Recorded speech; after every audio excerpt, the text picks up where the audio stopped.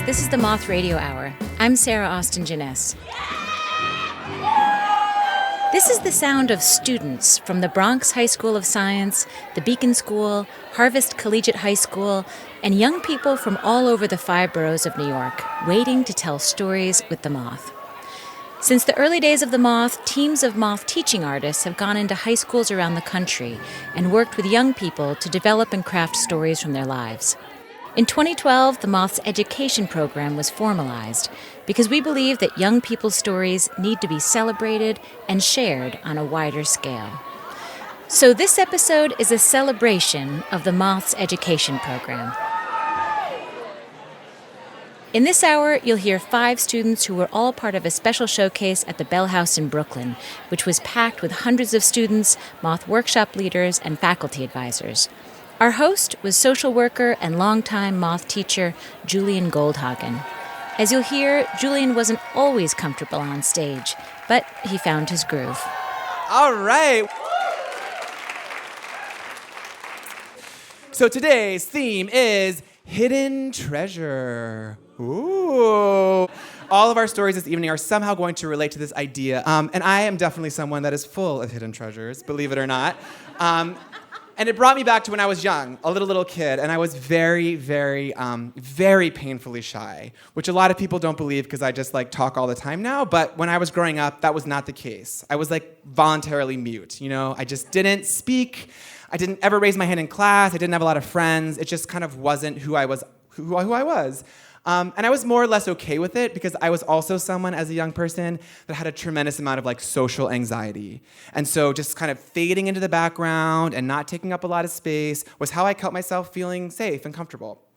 So I was cool with it.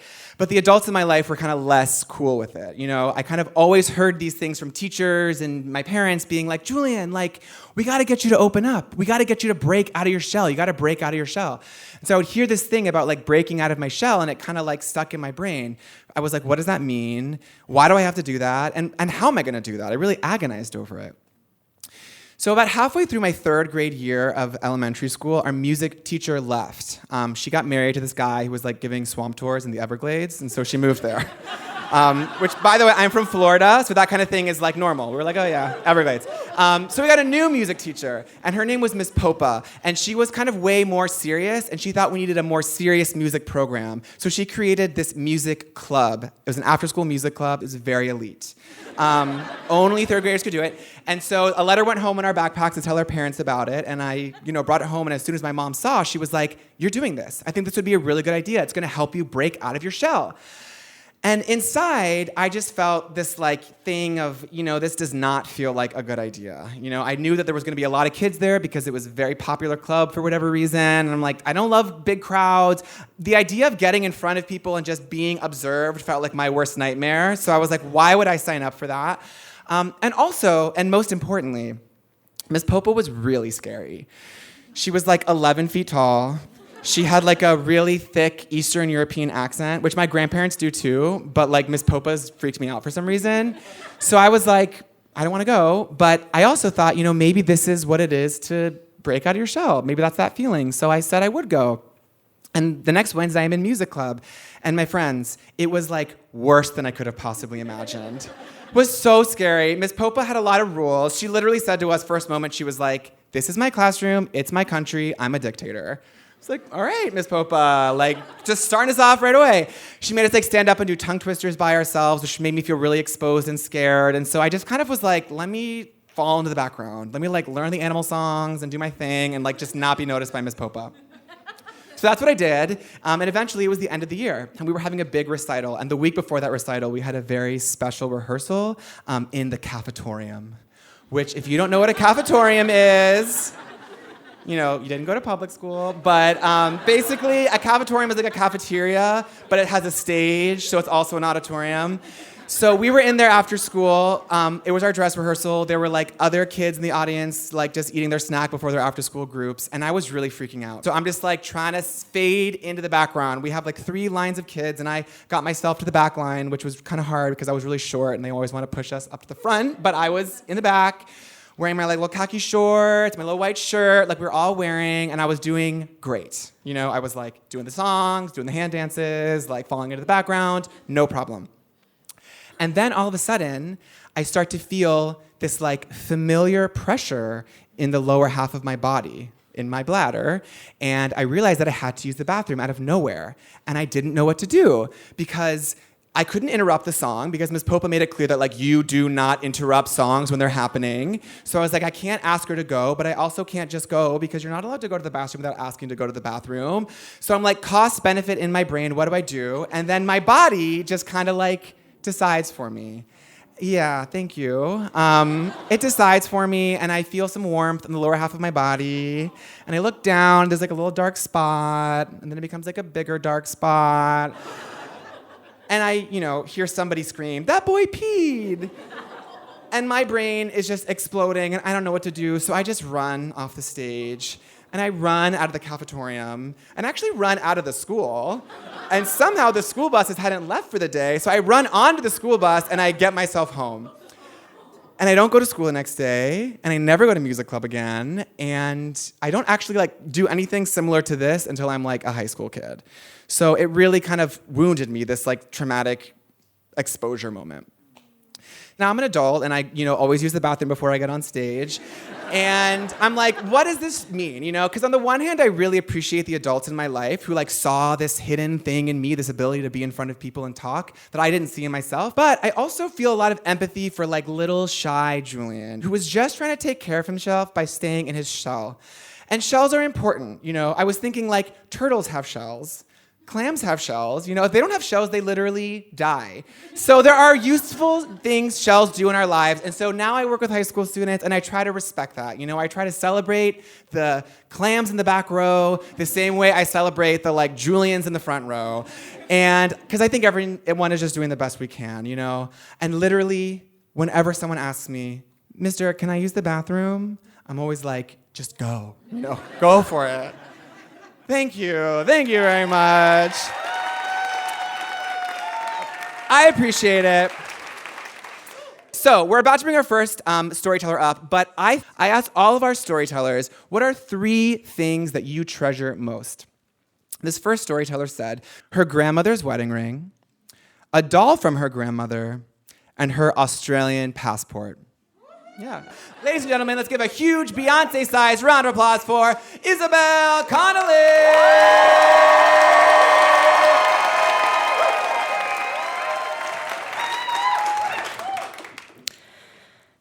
So when I was little, I loved playing with model magic.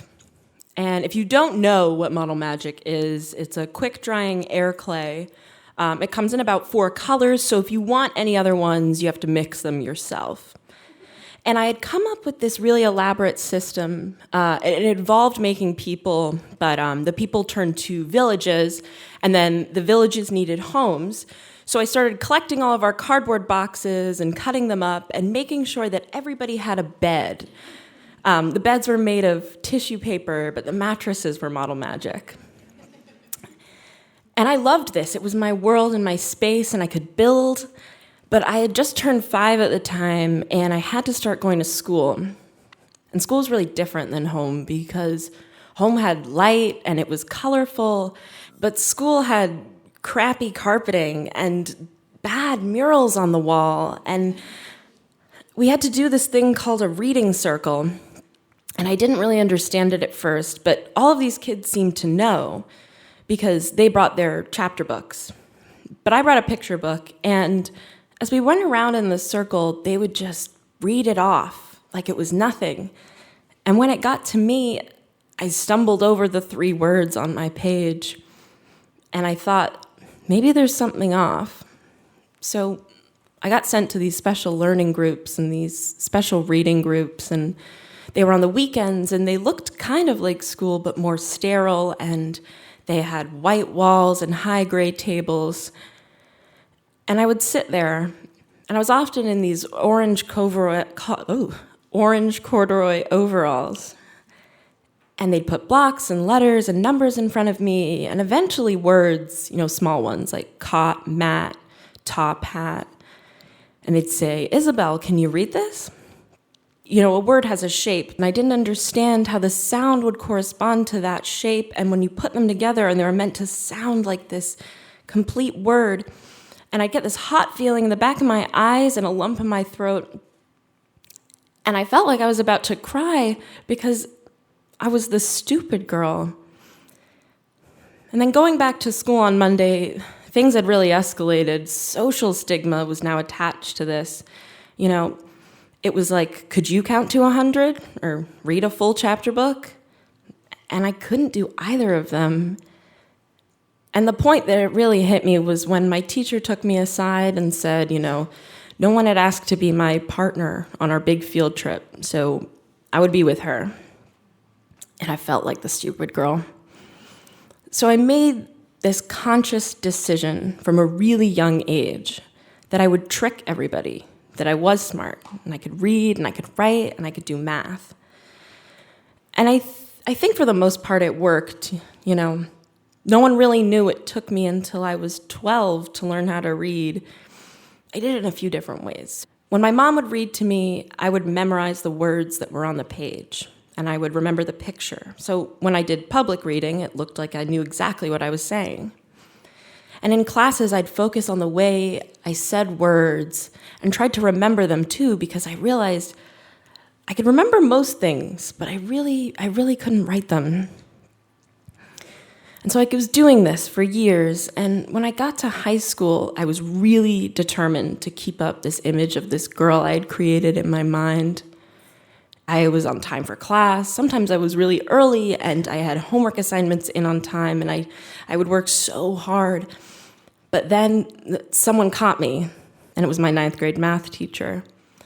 She asked me to stay after school, and she sat down with me, and she said, "Isabelle, I've taught for 13 years in all these different places, but I've never met anybody as far behind in math as you." And again, I got that hot feeling in the back of my eyes and that lump in my throat, and I tried to swallow through it, and I zoned out, and I looked at the window, and I kept thinking about how I was that girl again. I was that stupid girl. But then I went every day after school, and I learned my times tables, and I learned my fractions, and I eventually passed the class. I kept pushing. And I mean, there were moments when I knew that this was wrong. Because, I was scribbling out answers or questions on tests and putting in animations there instead. And sometimes I would stay up really, really late drawing, and then those drawings turned into paintings, which turned into little worlds again, and then it would be 4 or 5, and I'd realize I was going to be really tired at school, but it didn't really seem to matter because at least I was really happy in those moments. And senior year came, and it was time to apply to college. It would be proof if I went to some really academically rigorous school that I had, never been the stupid girl. I was just smart. And so I started taking really hard classes, and one was this constitutional law history class. And we had this one big paper for the end of our term, and we had to do this big reading attached to it. So when I sat down to do this reading, I pulled it out, and I went over the first line, and I didn't understand what it had said. So I went back again, and I took a breath, and I said, I can do this. And I went over the same line again, and I still couldn't read it. And this thing started happening where that lump in my throat was back, and the hot feeling was behind my eyes, and I was going over and over these lines, and I couldn't read any of it. And I was so frustrated because I'm 18 and I know how to read now. I'm not 12. I'm not that girl. And I'm crying. And I'm embarrassed. And there's no one there to even see. And as I'm crying, the crying turns to laughing. Because I hated it. And I hated constitutional law.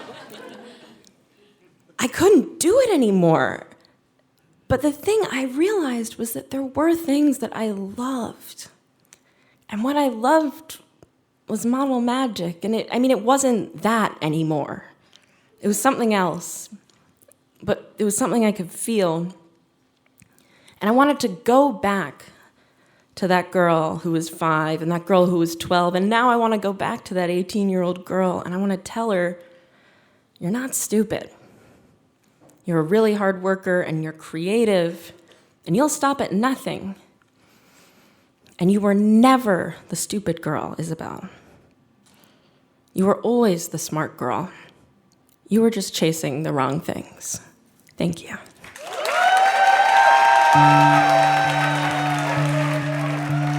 Isobel Connelly has told stories with the Moth since she was a junior in high school, and she came back from college, the Rhode Island School of Design, to tell this story at the Education Showcase. Isabelle majors in graphic design, and she says her newest project is making crayon letters from a typeface she designed called Recog for dyslexic people of all ages. To see her recent visual work, visit themoth.org. Up next, more from this night featuring students from the Moth's education program when our show continues.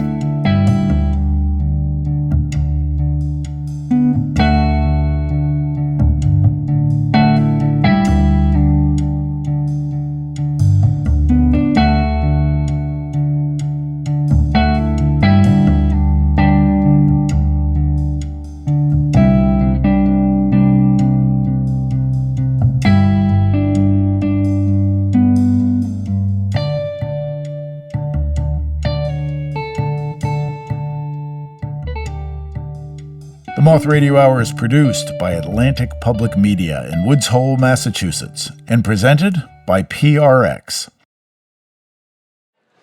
You're listening to the Moth Radio Hour from PRX. I'm Sarah Austin Jenness, and in this episode, we're live from the Moth's Education Showcase at the Bell House in Brooklyn. It's not an exaggeration to tell you that this mission to elevate stories of young people has fundamentally changed our whole organization. Here's Hannah Campbell, the senior manager of the Moth's education program, with more on the mission.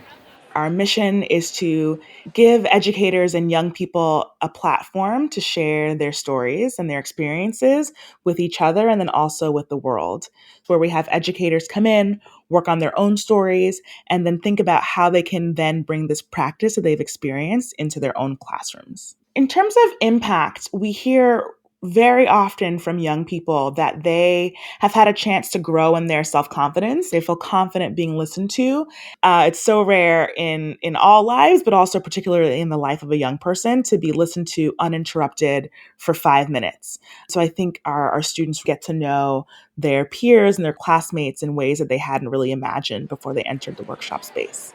That was the Moth's Hannah Campbell. Let's get back to our live education showcase with the theme Hidden Treasure. Here's the host, Julian Goldhagen. Thank you so much. So, when I asked this storyteller what are 3 things that she treasures most, she told me she treasures her journal, she treasures music, and she treasures a necklace that her grandmother gave her. Ladies and gentlemen, and people who aren't ladies or gentlemen, let's give a huge round of applause for Saia Shamdasani. Woo, woo, woo, woo, woo.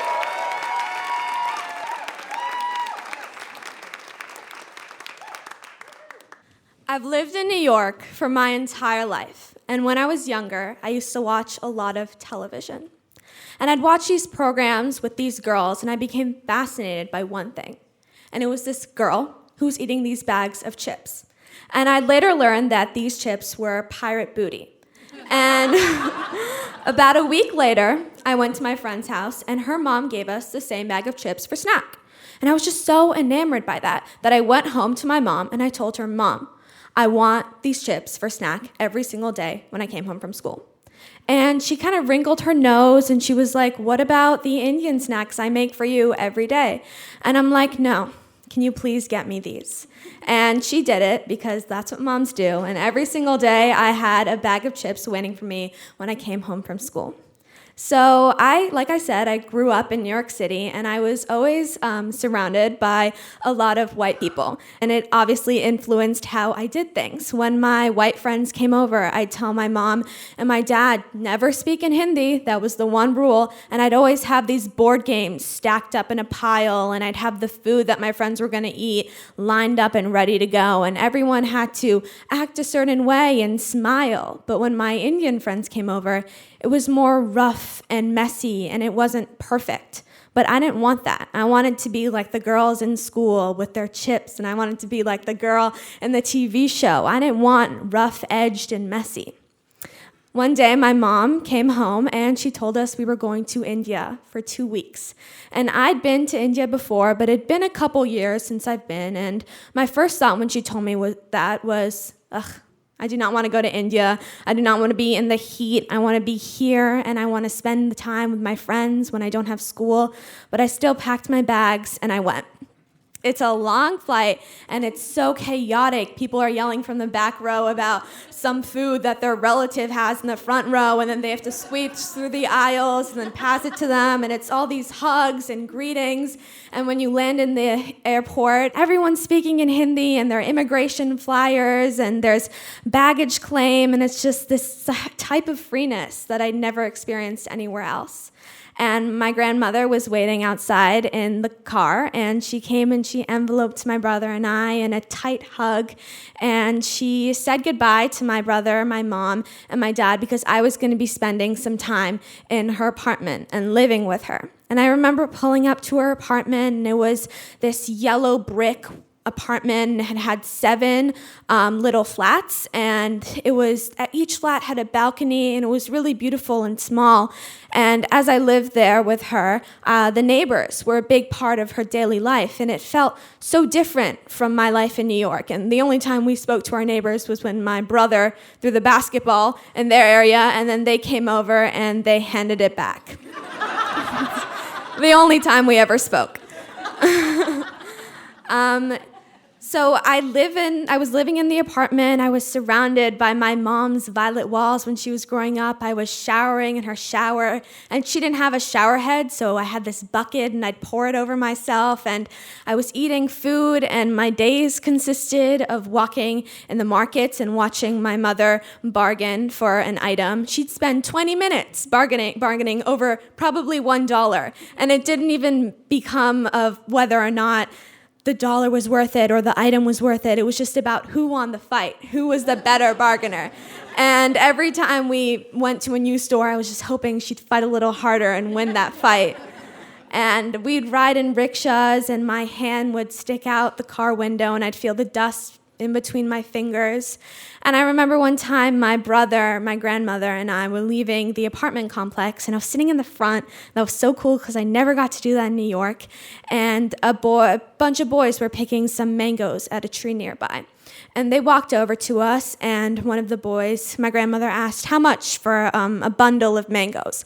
And the boy said some absurd number, and my grandmother was like, what are you going to do with all that money? And I think he said something really sketchy, because all of a sudden, my grandma takes her hand and slaps the boy across the face. And that boy is rolling his eyes, and I'm like, why isn't he freaking out? And I've seen the boy around our complex before, helping my grandma carry up groceries up the stairs because they didn't have an elevator, and she'd given him food before when she had leftovers. And she didn't have to look out for him because she was his mother. She was there because she wanted to be there, because there was a sense of community, this sense of togetherness, something I never experienced in America. So he just rolled his eyes, and he said, Auntie, this is what teenagers do. And she laughed it off, like, we're going to talk about this later. And we flash forward, and I'm back in New York, and I'm hanging out with my Indian friends a little bit more. And one day we all go to a restaurant with our moms. We're loud, and we're happy, and we're boisterous, and we're sitting down, and we're about to order our food, when all of a sudden this man stands up and he bangs his fists on the table and he says, if you want to act uncivilized and loud like that, go back to your own country.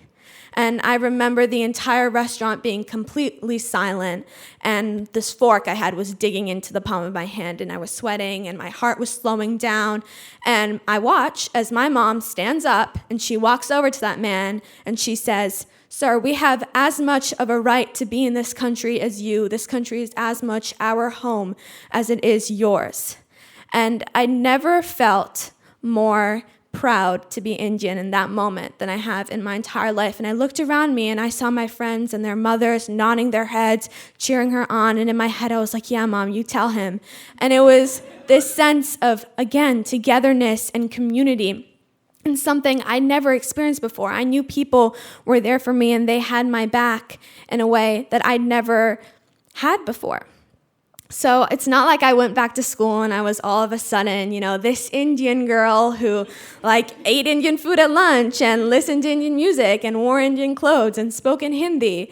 But I began to realize that I didn't have to pretend to be someone I wasn't. And I began picking up pieces of myself that I'd let fall.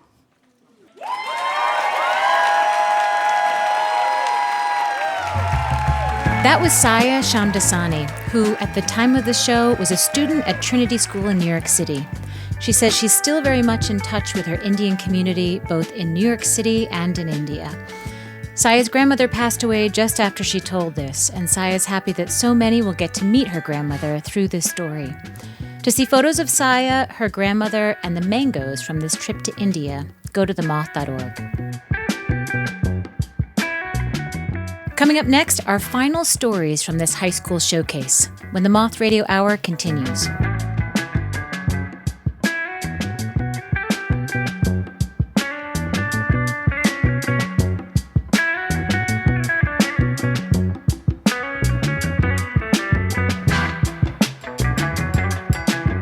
The Moth Radio Hour is produced by Atlantic Public Media in Woods Hole, Massachusetts, and presented by the Public Radio Exchange, prx.org.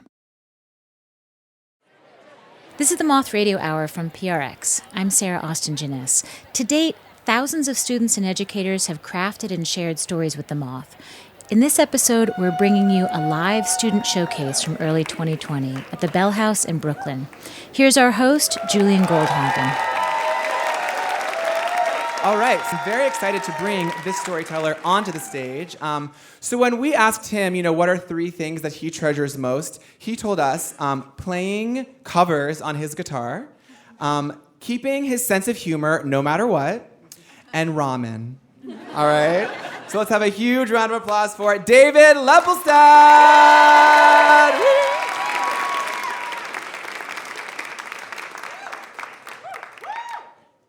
So throughout my middle school career, I had many different crushes. It was about the time when I started to develop real feelings for my peers, but no one was allowed to hear about any of them. And that was because of 2 reasons. The first reason, rejection. I was scared that I would admit that I liked someone and it would get to them, and then they wouldn't like me back, and that just seemed like a scary position for me to be in. The second reason was acceptance. I was scared that I was going to admit I liked someone, that person finds out about it, and they may like me back, and then where do we go from there? I was like, maybe then we'll have to date, and then, what's this? We're broken up, and then all of my friends don't like hers, and all of her friends don't like mine, and it just seemed like a lot of drama at the time. But then 8th grade came, and along with 8th grade came my biggest crush of all. It was on this girl named Rachel, who sat next to me in geography class, and it just seemed like there was this time in my life where I was only going to school just for that class, and just to sit next to her and race her on the geography video game and see who could name more countries. She was just amazing. We had all these inside jokes with each other, and I just had this feeling that I couldn't hold on to this crush any longer. And lucky for me, our middle school prom was right around the corner. That's right, I went to a small progressive middle school, and we had a prom for the 8th graders. So I was like, that's a great entrance into this romantic scene in my middle school. I'll ask Rachel out to prom. So I went home and I looked up on Google how to ask someone out to prom.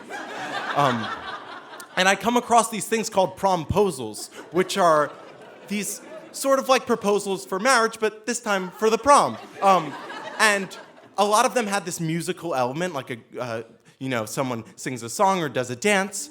So I'm thinking, hey, I'm kind of musical. I can do that. Next thing I know, I'm waiting for Rachel outside of class, ukulele in hand. And I sing her a song asking her to prom. And it's a little bit overkill. People are like, you could have just got flowers, but she's laughing and she seems to really like it and perhaps think it was cute. And she says yes. And I'm like, wow, this is so cool. So next thing you know, we're at prom, and it's this under the sea theme. There's inflatable lobsters on the floor. Every table has a seaweed centerpiece. And Rachel and I have this wonderful night. Like, we're just talking the whole night, and we never leave each other's side. And we even have our caricature drawn together by the caricature artist, which feels like a really big move for me. And it's just this magical, nautical night. And at the end of it, we hug and we say goodnight, and I walk away and I'm like, oh, that wasn't so bad. That wasn't so scary. This is really cool. The next day, a bunch of us middle school prom couples are hanging out at Emma's house. Emma was sort of like the ringleader of my middle school friend group. And we're all hanging out watching the movie Frozen, as you do. And then there's one point where Rachel gets up and excuses herself to use the bathroom. And at that moment, all the attention in the room turns to me. And Emma stands up and she says, David, have you had your first kiss yet? And I say, no. And she says, oh, well, Rachel hasn't had her first kiss yet. And she leaves for camp tomorrow for the rest of the summer. And she said that she would like her first kiss to be with you. Wow. I mean, I'm not even thinking about a kiss. This is crazy to me. And then Rachel just comes back in the room and everyone goes back to normal and I'm just really in my head. Like, this is, I'm thinking, wait, I do want to have my first kiss with Rachel, but this is so soon and an ultimatum on top of it. But then, as we're watching the movie, people are sort of motioning like, David, maybe you should, put your arm around her, make a first move on the way to your kiss later today. And I'm sort of like still and stagnant. But then the song Let It Go comes on, and you know what I do? I let that arm go. And I put it around Rachel, and she smiles and sort of snuggles up next to me, and it seems like a good move. And I'm like, okay, maybe I can do this kiss. But then the movie ends, and Rachel abruptly is like, okay, I have to go home. And I'm like, oh my gosh, I'm gonna miss my opportunity. But then I'm like, okay, I'll walk you to the train. And I go and follow her to the door, and everyone's just like, yes, go. So Rachel and I are walking to the train, and this is me agreeing to kiss her, I feel, in my head. And everyone at the hangout agrees as well, because my phone is ringing it's going crazy. People are texting me, make sure you put your hands on your hips when you kiss her. Make sure you lean down, because you're much taller than her. And make sure you pick a side to lean on. So I'm just like, okay, bend down, you're taller. Hands on hips, pick a side. And just like that, all of the lovely banter that Rachel and I had before is kind of gone. She's just kind of walking, and I'm just in my head and not really saying a word. And we get to the train station. We walk down to the subway platform, and I'm just too nervous. And she's waiting there for me to do something, and I can't. And I just say bye. And she says bye, and she swipes her Metro card, and the turnstile divides us. And I'm thinking oh, why'd you let all those texts get in your head? This is actually something you want to do. And then I look, and I see the train times, and I see I still have 1 more minute. And something gets a hold of me. So I take out my Metro card. And I go for a swipe, because love is worth wasting a Metro card swipe. And I go, and I meet her on the platform, and she just starts laughing hysterically. And I ask her, why are you laughing? And she just says, oh, I laugh a lot when I get nervous. And that makes me feel so much better, because I'm really nervous as well. And I ask her if she wants to have her first kiss with me. And she says, yes. And so I put my hands on her hips. I lean down because I'm a lot taller than her. I pick a side, I pick the right side. And as the train is coming, we place a little peck on the side of our lips. And the wind from the train hits us. And it's magical. And I'm really celebrating this moment, but I don't celebrate it with her. After it happens, I run away, because There's no like staring off longingly into our eyes, none of that. No, I just leave the train station and I'm just thinking about all the moments I can have in my life that are so exciting if I just put myself out there. I went from someone who couldn't even admit he had a crush on someone to asking a girl out to prom with my ukulele, having my first kiss, and more important than that, establishing a really special connection with someone I like. And there were so many thoughts running through my head, but one of them just kept sticking with me. I just kept thinking, I did it. Thank you.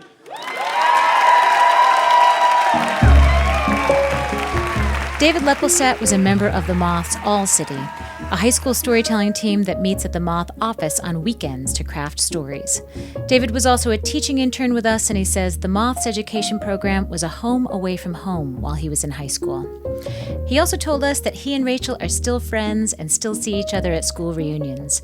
He says now that he's no longer in high school, he doesn't have a public school Metro card, so he's much more frugal with his subway swipes. To see a photo of this epic under-the-sea prom, go to themoth.org. Our next storyteller is Luna Azcurrain. Her three treasures are adventure, culture, and food. Here's Luna live at the Moth. Thanksgiving at my house is not your typical Thanksgiving. Half of my family is from Spain, so we always add our little Spanish twist to it. We have tortilla de patata and gambas al ajillo instead of, what do you guys have here? Green bean casserole? I don't know. And my favorite part of Thanksgiving was actually this apple cake. And it was typically, Thanksgiving was held at my aunt's house, so I just assumed that she was the mastermind behind it. But I actually found out that it was my grandfather, which completely surprised me because he's never in the kitchen. He's either reading a French newspaper or watching the Spanish news channel. So when I found out it was him, I was like, one, this is the perfect opportunity to get the recipe. And two, I can actually have a time and place to connect with him, which I didn't really have before that. So ever since then, I would go early on Thanksgiving morning and we'd pull out this old recipe book that had all these food stains on it, and I would mix together the wet and the dry ingredients, and he would double check my measurements, and then I would sit there mesmerized by the fact that he could peel an apple in one entire rind, and we'd combine everything and then go over and consult with my uncle about the placement of the cake in the oven because no one wanted to disrupt the turkey's cooking time, even though no one wanted to eat it anyway. And then it almost felt like instantly the house would just smell like cinnamon and apples. And at the end of the night, when everyone got that thick slice, we'd just get this big round of applause, and everyone would be like, oh my God, it's so amazing. It tastes so good. And me and my grandfather would just look at each other from across the room and be like, yeah, we did that. And it just became a tradition that I enjoyed and always looked forward to. But as I got older, so did he. And one Thanksgiving morning, he was sitting at the kitchen table, and I assumed that he was waiting to make the apple cake. And I was unpacking the groceries, and I was putting the apples on the table, and he looks at me and he goes, Luna, what are you doing? And I'm shocked. I mean, I knew that he was beginning to forget things, but I didn't think that he would forget this. It was our tradition. It was our time of bonding. It was our time to connect. And he had forgotten. And I told him, I'm like, we're making the apple cake, you know, the one that we always make. And he goes, apple cake, can you teach me? And now I'm terrified because he was my teacher. And now I have to be his teacher because I don't want this tradition to die. And so I tell him, I'll teach you. And as I'm telling him that I'm putting the sugar and the eggs in one blender, and I'm putting the flour and the cinnamon in another bowl, and then we're going to combine them, and I hand him the apple, and he still peels it in one rind, and I'm like, okay, maybe he remembers a little bit. And we put it in the oven, and it comes out perfectly, but the entire time it just doesn't feel the same. Because even though he's there with me, he's not completely capable of being there like he used to be. And so fast forward to this year, it's about 3 years later, and I'm on my way to work, and I remember that it's going to be Thanksgiving, and so I call my mom, and I tell her that I need her to pick up the 5 freshest Granny Smith apples. And then a few hours later, she calls me again, and she goes, Luna, your grandfather was just admitted to the hospital. He needs to get a small, minimal surgery. He's going to be fine, but we're going to have Thanksgiving in the hospital this year. And my first reaction was, oh my God, is he going to be okay? But then my second reaction was, what about the apple cake? And so I knew that everyone was really worried about him, and so I figured that I would just make the apple cake by myself this year so that way I could just bring a little bit of comfort to the family. And I get home and I'm looking at the apples and I just completely forget everything. I don't remember if he does slivers for the apples or chunks, if they're big or if they're small, and I'm testing one with one apple and I definitely can't peel it in one rind. And then the entire time as I'm mixing everything together, I'm just doubting myself. I'm like, this is going to taste horrible. It's not going to look the same. And as I'm putting in the oven, I'm just like, this doesn't have his touch. He's not by my side. This cake will not be the same, because what made it so special was him being there, was us being able to make it together, and he couldn't do that this time. And so as soon as it comes out of the oven, I'm like, we're not bringing it. This is not the cake. We're not bringing it. But of course, my mother insists, and so we pack it in the bag, and we're on our way to the hospital, and as we enter, it's cold, and it smells like medicine. But as we get to my grandfather's room, everyone's surrounding him and creating some warmth, and I try to discreetly hide the bag behind my back, but my grandmother sees, and she goes, what do you have there, Luna? And I hand her the bag, and she pulls out the apple cake. And then she tells my grandfather, look, Luna made apple cake. And he looks down at the cake, and then he looks back up at me, and he smiles. And I just feel this rush of memories flowing back to him of every time we've made it together. And in that moment, even though he was in the hospital, it felt like we had made it together. We had done it once again. Thank you.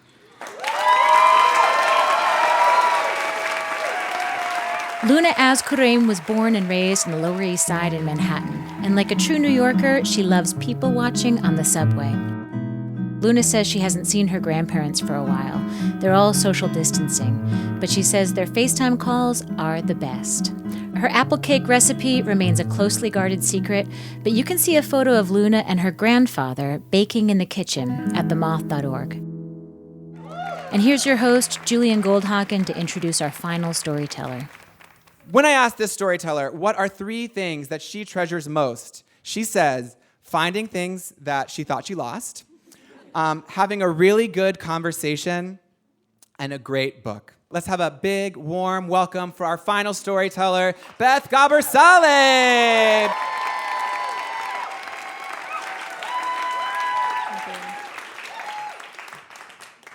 When people ask me where I'm from, I usually just say it's a long story, and it is.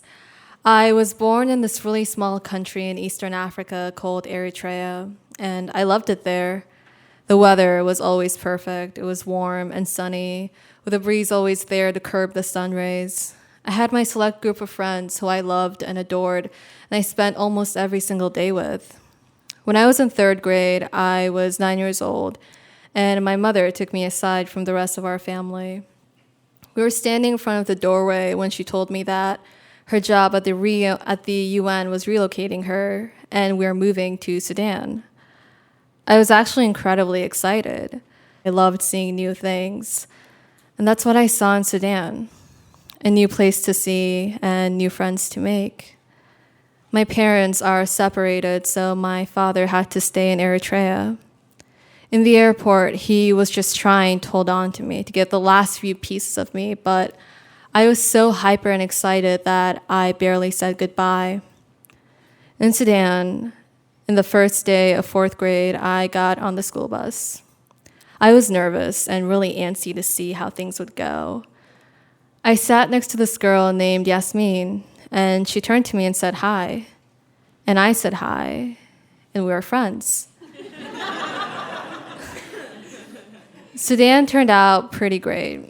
I learned Arabic, I memorized the national anthem, and I had a new group of friends. From my friends, I was closest to Ryan. Ryan understood me so well, and she could make me laugh so easily. And we played this game where she would speak in Arabic really, really fast, and I would try to translate it as perfectly as possible. I did miss my old friends, but I had found a new sense of comfort. Towards the end of 6th grade, my mother and I were watching TV. She told me that we will be moving again, this time to Virginia. I didn't want to go to a new place. This time, I didn't want to make new friends. I spent the last week just crying with my friends. On my last day, we went to the mall. We did what we usually did. We ate, we drank, we looked at clothes, and walked around. In the end, we all just crowded into a bench and cried together. Virginia offered nothing appeasing to my sense of displacement. At that point, all those years of torn friendships had took a toll on me, and I couldn't take it anymore. I didn't want to make new friends only to leave them again. So when school started, I didn't talk to anyone. In high school, I moved to New York City. I despised it. But in many ways, it made me feel better about my choice to be alone. Because this time, I wasn't leaving anyone behind. I wouldn't speak in class, and I would eat lunch alone. I didn't want to make friends only to leave them all over again. In 10th grade, my mom urged me to apply to an internship at the Museum of Jewish Heritage. She noticed how alone I was, how hurt I was, and how desperate I looked. I was against it. I didn't want to have to talk to people. But after much persuasion, I applied. And shockingly, I got in. After the first meeting in my internship, I didn't even want to consider talking to anybody. But over time, it grew harder to be quiet and isolate myself. In the internship, all 15 of us had to discuss social justice and our own heritage. And its very nature required vulnerability. In one of our first meetings, we had to bring artifacts from our culture and talk about them. I brought a picture of a traditional coffee set because it was too big to bring in there. We all offered something different, and we all opened up, and in opening up, we just all automatically connected. Through the internship, I realized how much I was missing out. I made these amazing connections that I had cut myself off from. And I thought about everyone else I hadn't talked to that I was just protecting myself from losing. The internship ended, and those connections and those people did fade, but the way they've changed me always remained within me, imprinting my soul. I learned to find permanence in impermanence. Thank you.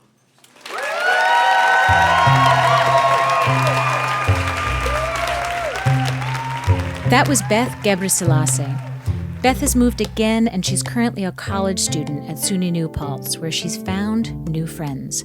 She misses New York City, but she says, I feel like it's a constant push and pull between wanting permanence and also wanting to move. Here, for one last thought, is the Moth Senior Manager of Education, Hannah Campbell.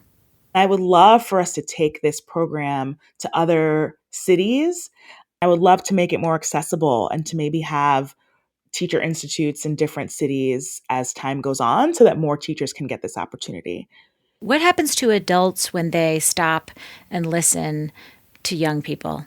You know, the world is always changing. And so it's different now than when many of us were young people. And so just to hear what young people are dealing with and what their joys and delights are and what their stressors are, I think is so important and really gives us empathy for them and for what they're dealing with and prepares us to be able to support them.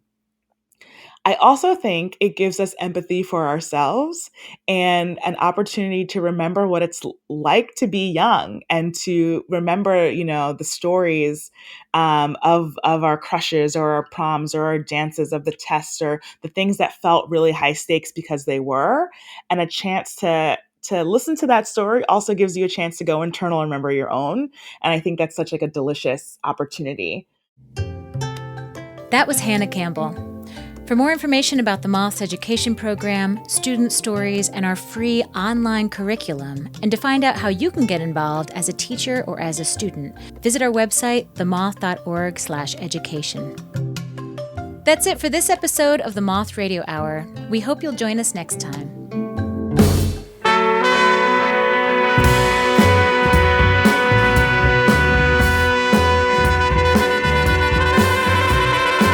Your hosts this hour were Julian Goldhagen and Sarah Austin Jenness. Sarah also directed the stories in the show, along with Michelle Jalowski, Jody Powell, and Chloe Salmon. The rest of the Moth directorial staff includes Catherine Burns, Sarah Haberman, Jennifer Hickson, and Meg Bowles. Production support from Emily Couch. The Moth's education program is helmed by Jennifer Birmingham, Delia Bloom, Melissa Brown, Hannah Campbell, and Julio Chavez. We'd also like to thank George Dawes Green and all of the Moth's teaching artists and partner schools. Be sure to tune into the Moth podcast for Fridays with the Moth starting May 15th with stories you can share with friends and family of all ages. The Moth Education Program is made possible by generous support from the Kresge Foundation, the Hollywood Foreign Press Association Charitable Trust, the Kate Spade New York Foundation, and Alice Gottesman. Additional support is provided by Bloomberg Philanthropies, the New York State Council on the Arts, Con Edison, and the New York Department of Cultural Affairs. More Stories Are True is remembered and affirmed by the Storytellers. Our theme music is by The Drift. Other music in this hour from Blue Dot Sessions, Krungbin, Ivan Resendez, and Percussions. You can find links to all the music we use at our website. The Moth Radio Hour is produced by me, Jay Allison, with Vicki Merrick at Atlantic Public Media in Woods Hole, Massachusetts. This hour was produced with funds from the National Endowment for the Arts. The Moth Radio Hour is presented by PRX. For more about our podcast, for information on pitching us your own story, and everything else, go to our website, themoth.org.